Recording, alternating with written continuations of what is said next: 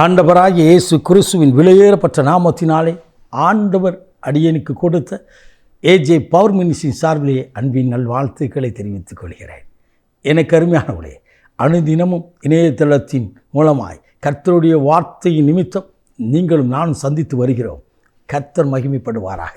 இந்த வார்த்தைகளை கேட்பது மாத்திரமல்ல, மற்றவர்களுக்கு சொல்லும்படியாய் வாஞ்சை உள்ளவர்களாயிருங்கள். தேசத்திற்கும் திருச்சபைக்கும் தேவ ஜனங்களுக்கும் கர்த்தருடைய வார்த்தை கடந்து போகட்டும். அலைபேசியின் வழியாய் மற்றவர்களுக்கு இந்த வார்த்தையை சொல்லுங்கள். இதை காணும்படியாக செய்யுங்கள். கர்த்தர் உங்கள் அளவில்லாமல் ஆசீர்வதிப்பாராக. ஆமேன். இன்றைக்கு கர்த்தர் கொடுத்த வார்த்தையை நாம் தியானிப்போமா? மத்தேயு நற்செய்தியின் புத்தகம் 14ஆம் அதிகாரம் 19வது இறைவார்த்தை. அவர்களை அமரும்படியாய் கட்டளை கொடுத்தார்.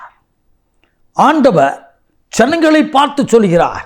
4 சுவிசேஷர்களும், மத்தேயு, மார்க், லூக்கா, யோவான் 4 சுவிசேஷர்களும் இதை குறித்து எழுதி வைத்த ஒரு முக்கியமான ஒரு பகுதி. ஆண்டவர் 5 அப்பம் 2 மீன்களையும் 5000 பேருக்கு போஷிப்பதற்கு முன்னதாக ஆண்டவர் சொன்னார், அமரும்படியாய் கட்டளை கொடுத்தார். அமருங்கன்னு சொல்லலை, கட்டளை கொடுத்தார். எனக்கு முன்னால் நீ அமர்ந்து உட்கார்ந்துரு. அந்த இடம் எந்த இடமா? வேதம் சொல்லுகிறது. அதே அதிகாரத்தில் 15வது வசனம் மத்தேயு 14:15 சொல்லுது. அது ஒரு வனாந்தரம், பாலைவனம். என் வாழ்க்கையில் பாலைவனம் போல இருக்கிறது பிரதர். என் வாழ்க்கை வெறுமையாக இருக்குது.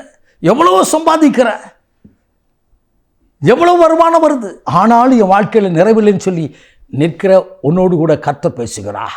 ஆண்டவருக்கு முன்னதாய், வானத்தையும் பூமியும் உண்டாக்கின தெய்வத்துக்கு முன்னதாய், உங்களுக்காக, எனக்காக, நமக்காக சிலுவையிலேயே மரணத்தை ஜெயித்து உயிர்த்து உயிரோடு கூட இருக்கிற என் ஆண்டவருடைய சமூகத்திற்கு முன்னதாக, கல்வாரிக்கு முன்பதாக, அந்த பலிபீடத்துக்கு முன்னதாக நீ அமர்ந்திருப்பாய் என்று சொன்னால் உன் வாழ்க்கை ஆசீர்வாதமாக இருக்கும்.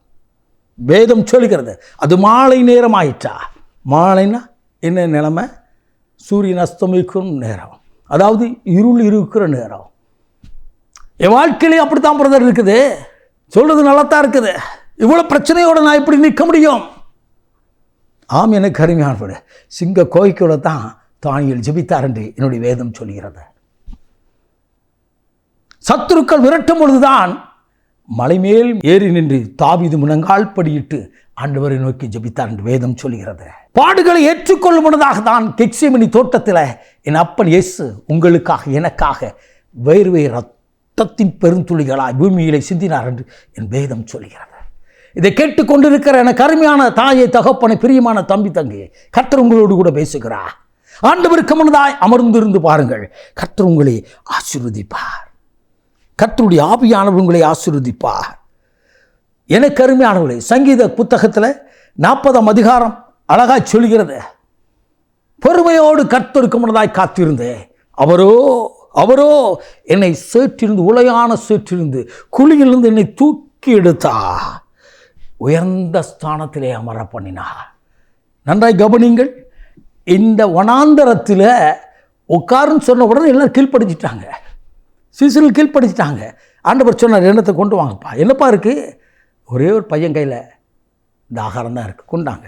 அதை எடுத்து தேவனுக்கு முன்னதாய், பிதாவுக்கு முன்னதாய் நின்று ஸ்தோத்திரம் பண்ணினாரா? எப்படி? நீங்கள் அமர்ந்து இருக்கும் பொழுது உங்களுக்காக, எனக்காக இயேசு என்கிற தெய்வம், எனக்காக ஜீவனை கொடுத்த தெய்வம் பிதாவுக்கு முன்னதாக தன் கரத்தை நீட்டி சொல்வார், பிதாவே, அப்பா, என் மகனுக்காக, என் மகளுக்காக இந்த பூமியிலே நான் ரத்தம் சிந்தினேன். என்னை சிந்தும்படியாய் அனுப்பி வைத்திரே. என் காயத்தை பாரும், என் தழும்புகளை பாரும். என் பிள்ளைகளின் போஷிக்க, என் பிள்ளைகள் வனாந்தரங்கள் மாற, செழிப்பாய் மாற எனக்கு உதவி செய்யும் என்று சொல்லி தன் காயங்களையும் தன் சரீரத்தின் வியாகுலங்களையும் பிதாவிடத்தில் காட்டி பரிதி பேசி உங்களுக்காக அற்புதம் செய்கிற தேவன் ஒருவர் இருக்கிறார். அவரிடத்தில் கொடுத்து பாருங்கள். இன்றைக்கு நிறைவாய் ஆசீர்வதிக்க போகிறார். வேதம் சொல்கிறது. ஆண்டவரிடத்தில் கொடுத்தார்கள். அவர் எடுத்தார், பிட்டார், சோத்திரம் பண்ணினார். எடுத்தார், சோத்திரம் பண்ணி பிட்டார், கொடுத்தார், பழியினது, பெருகினது. எல்லாரும் உண்டு மீத துணிக்கள் எடுக்க வைத்தார்கள். எல்லாவற்றிலும் திருப்தி ஆக்கும்படியாய் தெய்வத்தின் முன்னதாக அமர்ந்து பாருங்கள்.